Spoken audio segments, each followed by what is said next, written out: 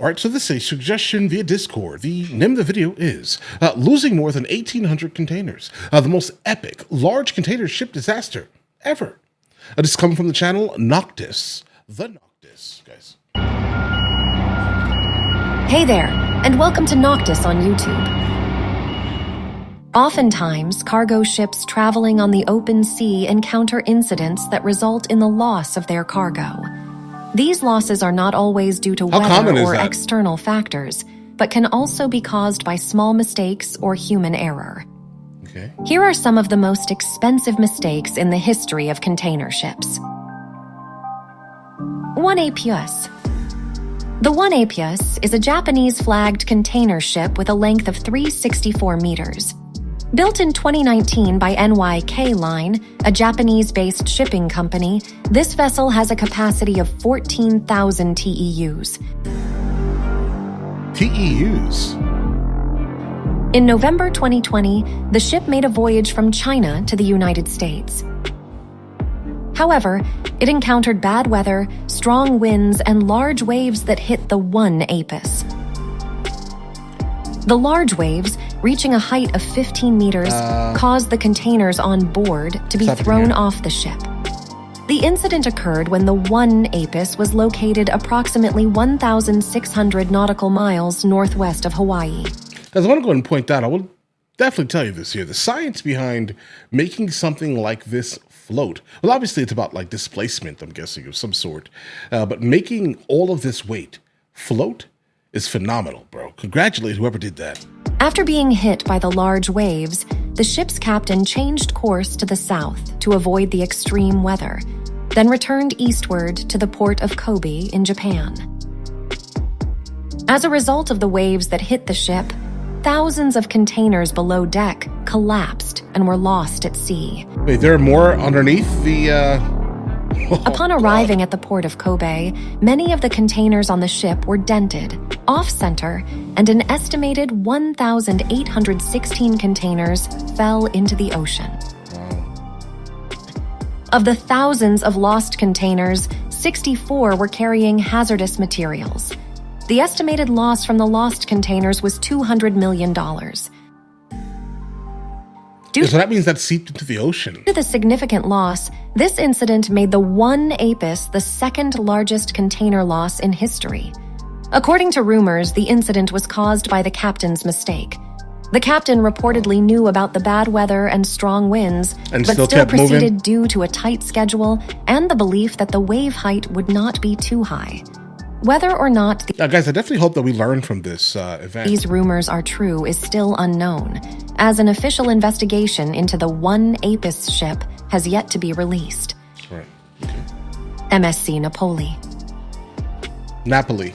The MSC Napoli was a container ship sailing under the British flag. In January 2017, the ship encountered bad weather and strong winds of up to 115 kilometers per hour, causing severe damage to the hull. The ship's crew requested rescue assistance from the British government. Eventually, the ship was towed to the waters of Lyme Bay and then beached near Seatown in England. At the time, the MSC Napoli was carrying 2,300 containers and 3,800 tons of fuel, including explosives, fertilizers, and car engines. Guys, how do these things not snap in half? Like, look at the length of these things.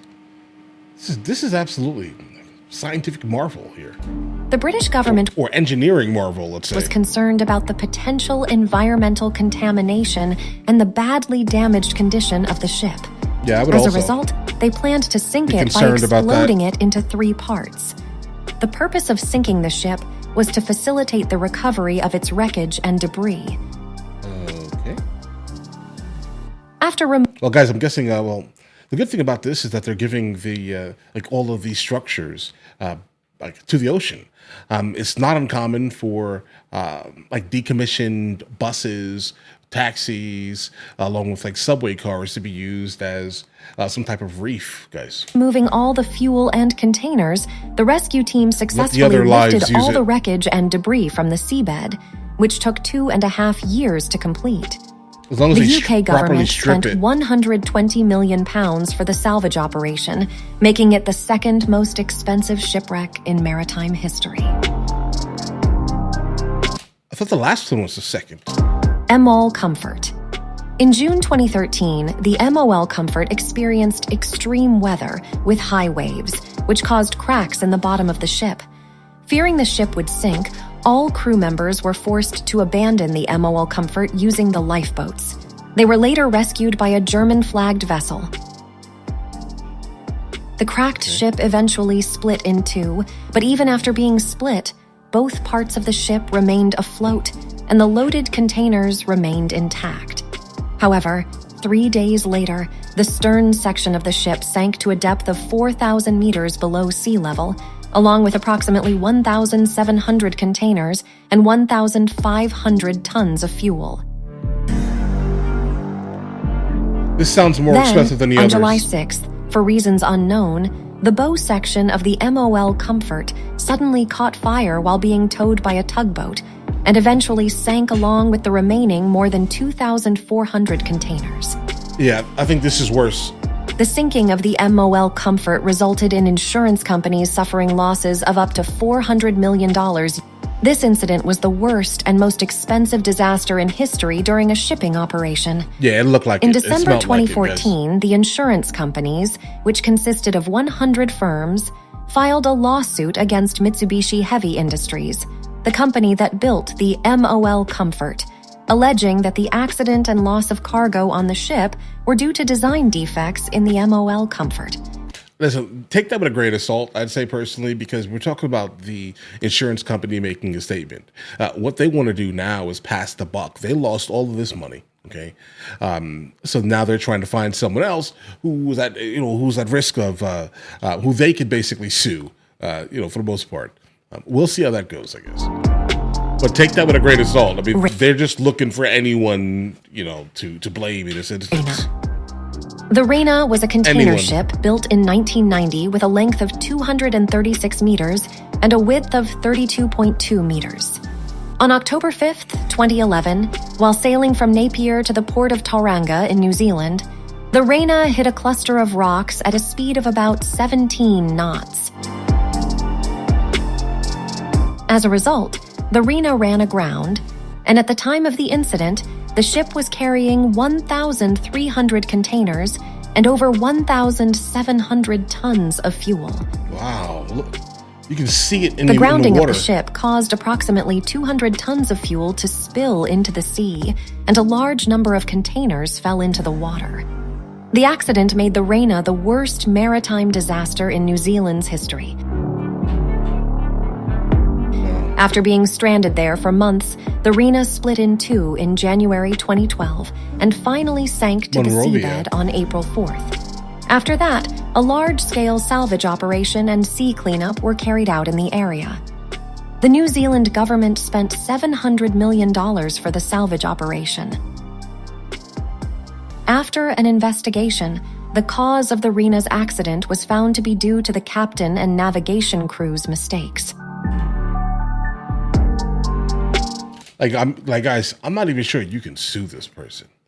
Not for that amount of money. Imagine, you being a regular person, you work in a regular job, you're a captain, you're not making millions and millions of dollars, guys. That's not happening. How do you think, who do you sue? Them? I mean, yeah, they're at fault, in fact. But what comes from this? Prison? Right? For operator error? If it was gross negligence, I can see probably some type of prison time maybe, but what do you do in this instance here? At the time of the incident, the Rena had altered its route to arrive at the destination as quickly as possible to meet the deadline. The deadline as a result, seemed to be... the captain and navigation crew were arrested and sentenced to 7 months in prison. Okay. But did the captain set the deadline or did the company set the deadline? All right. Was the captain... I don't know, guys. That's a rough one here. It's rough. A little bit. Ever given. If he was threatened, hey, listen, bro, if you don't make your deadline, you're going to lose your job. I mean, the company should take some responsibility here also. The Ever Given is one of the world's largest container ships, with a length of 400 meters, a width of 58.8 meters, and a weight of 220,000 tons. During its journey through the Suez Canal in 2021, the Ever Given became stuck diagonally. The ship's bow was wedged against the eastern wall of the Suez Canal, while its stern was lodged against the western wall. According to experts, such an incident had not occurred in the Suez Canal's 150-year history. How did that even happen? The Suez Canal is a man-made transportation route that is 193 kilometers long. It is a critical trade route because it provides a direct shipping link between Europe and Asia without having to circumnavigate Africa.